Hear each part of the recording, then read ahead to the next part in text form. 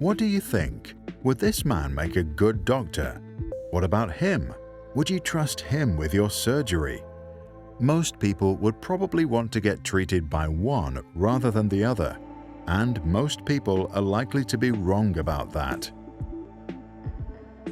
When you look at the sun, you sometimes see it clearly, but sometimes you'll see it shining way bigger than its actual shape. That circle of light that makes it look bigger is called a halo. The halo effect also happens when a person, product, or company shines like the sun. Then we don't see them clearly and associate all sorts of unrelated qualities to them.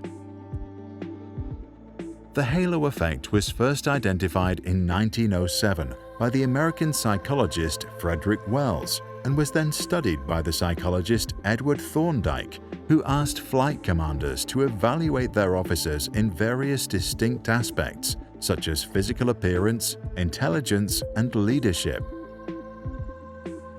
Examining the results, Thorndike found that the officers that got high scores for their physical qualities also got rated high on intelligence and leadership skills, a correlation that seemed wrong. It appears that the commanders were unable to evaluate specific traits independently of others. They thought of their officers in broad terms, either good or bad, and allowed this general feeling to influence the specific qualities they attributed to them. Some officers profited from their halo. Others were put at a disadvantage by what is called the horn effect.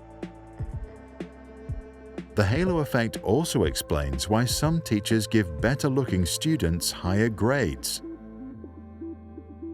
One study looked at the grades of 4,500 pupils who were sorted by volunteers into 3 groups: below average, average, and above average looking. Did the better-looking people get better grades? The researchers then compared students' grades between classes taken in traditional classrooms with those taken online, where there was little to no face-to-face interaction. The researchers later found evidence that students who were rated as good-looking earned significantly lower grades in online courses compared to traditional classrooms where they got help from their halo.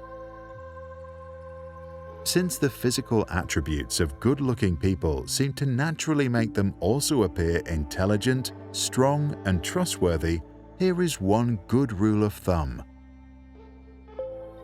If you have an accident and you have to choose between 2 equally qualified doctors, ignore their halo and choose the less handsome one. He might have worked twice as hard to gain the same reputation and is likely better at his job.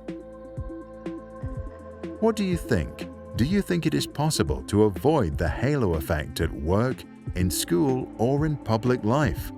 And what about other credentials that may signal success? Please share your thoughts and ideas in the comments below.